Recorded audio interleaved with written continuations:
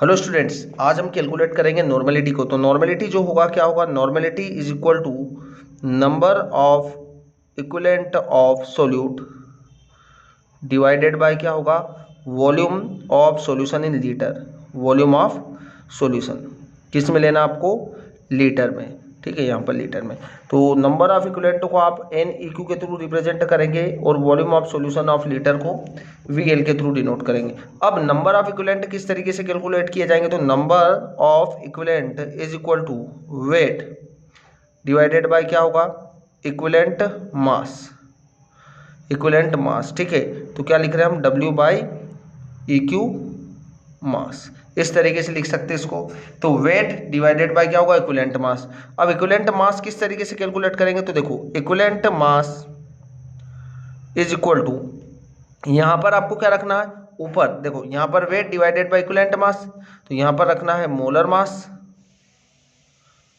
Molar mass divided by N factor, इसे valency भी बोला जाता है ना। मोलर मास को हम एम के थ्रू डिनोट कर रहे हैं और एन फैक्टर को अपन एन फैक्टर ही लिख रहे हैं पूरा। अब इस फार्मूले को आप इस इक्वेशन में रख देंगे तो आपको पता लग जाएगा नॉर्मेलिटी। देखो normality is equal to number of equivalent. Number of equivalent कैसे कैलकुलेट करते हैं हम, तो नंबर ऑफ इक्विवेलेंट को वेट डिवाइडेड बाय क्या जाएगा, इक्विवेलेंट मास। तो यहाँ रख रहे हैं हम वेट डिवाइडेड बाय क्या जाएगा, इक्विवेलेंट मास। इक्विवेलेंट मास और क्या है, volume of solution in litre. तो ये तो होगा ही होगा। अब आपने फिर नेक्स्ट स्टेप में क्या किया, देखो वेट तो ऐसा ही रहेगा बट इक्विवेलेंट मास का क्या करा हमने, तो यहाँ पर इक्विवेलेंट मास को कैलकुलेट किया। तो ऊपर क्या रखेंगे हम, weight divided by equivalent mass है। अब इक्विवेलेंट मास क्या है, molar mass divided by N factor. तो यहाँ पर रखा आपने मोलर मास डिवाइडेड बाय क्या है, n factor. N factor into क्या है, volume of solution in litre. ये होगा हमारे पास, ठीक है। तो अब इसको क्या करेंगे हम, एन फैक्टर को ऊपर रख सकते हैं। तो क्या होगा, normality is equal to weight divided by molar mass. N factor तो ऊपर चले जाएगा, ठीक है। तो एन फैक्टर को आप यहाँ पर लिख देंगे तो ज़्यादा अच्छा रहेगा। और यहाँ पर क्या है, volume of solution in litre. तो ये आपके पास एक फार्मूला होगा जिसके थ्रू आप क्या करेंगे, यहाँ से मोले नॉर्मेलिटी को आप कैलकुलेट कर पाएंगे। तो नॉर्मेलिटी इस फार्मूले के थ्रू आप कैलकुलेट कर सकते हैं, ठीक है। अब आपको पता है कि वेट डिवाइडेड बाय मोलर मास, ये तो होता है नंबर ऑफ मोल्स, और ये क्या, volume of solution in litre. तो ये क्या हो जाएगा, इतना इतना, ये जो होगा वो होगा मोलरिटी। तो यहाँ पर क्या होगा, normality is equal to molarity into n factor. क्या होगा, एन फैक्टर, ठीक है। तो ये भी एक रिलेशन होगा। इसके थ्रू भी यदि कोई क्वेश्चन में आपको मोलरिटी गिवन हो तो भी आप नॉर्मेलिटी को कैलकुलेट कर सकते हो एन फैक्टर के थ्रू, है ना। एन फैक्टर से हम मल्टीप्लाई कर देंगे। अब यहाँ पर हम एक क्वेश्चन को सोल्व कर लेते हैं जो कि आपको क्लियर हो चुका होगा। नॉर्मेलिटी क्या होता है, normality is equal to number of equivalent. Number of equivalent इस तरीके से कैलकुलेट किया जाएगा, weight divided by equivalent mass. फिर इक्विवेलेंट मास, वेट तो क्वेश्चन में गिवन होगा, इक्विवेलेंट मास क्या होगा, तो equivalent mass is equal to होगा molar mass divided by N factor. अब एन फैक्टर किस तरीके से कैलकुलेट किया जाता है, मैं थोड़ा सा एन फैक्टर का भी आपको यहाँ पर जो है एक्सप्लेन कर देता हूँ कि एन फैक्टर जो होगा, है ना, एन फैक्टर किस तरीके से कैलकुलेट किया जाएगा। तो देखो फर्स्ट पॉइंट में हम लिख रहे हैं फॉर एसिड। यदि एसिड का केस हो, कोई क्वेश्चन में आपको एसिड दिया हो तो क्या करना है, number of H plus ion given by acid, ठीक है। एसिड कितना H प्लस दे रहा है उसके थ्रू आप कैलकुलेट करेंगे। जैसे यहाँ पर हम HCl का एग्जांपल ले लें, HCl कितना H प्लस दे रहा है आपको, एक H प्लस दे रहा है और एक Cl माइनस आयन से दे रहा है। तो इसके लिए एन फैक्टर का वैल्यू कितना होगा, 1 होगा, ठीक है।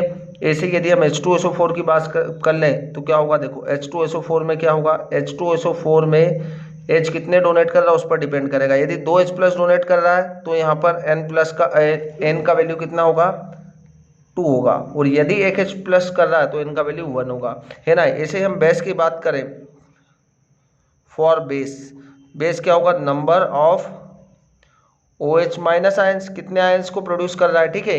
ये कितने आयंस को प्रोड्यूस कर रहा है, जैसे हम यहाँ पर बात करें KOH की, है ना, KOH, तो यहाँ पर क्या होगा आपके पास K plus plus OH minus, ठीक है। अब ये एक OH दे रहा है तो यहाँ पर N का वैल्यू कितना होगा, 1 होगा, मतलब यहाँ पर N फैक्टर KOH के केस में होगा 1।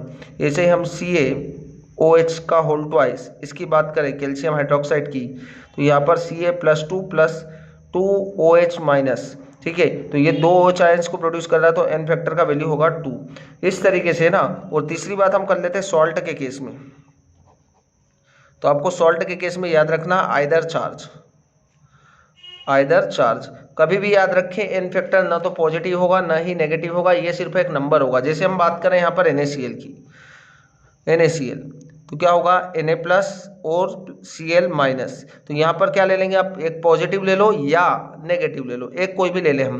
तो यहाँ पर क्या करना है, n फैक्टर का वैल्यू जो होगा 1 होगा, है ना। प्लस या माइनस आपको नहीं लेना। जैसे हम यहाँ पर बात कर ले Na2CO3, तो यहाँ पर क्या होगा 2Na प्लस CO3 माइनस 2।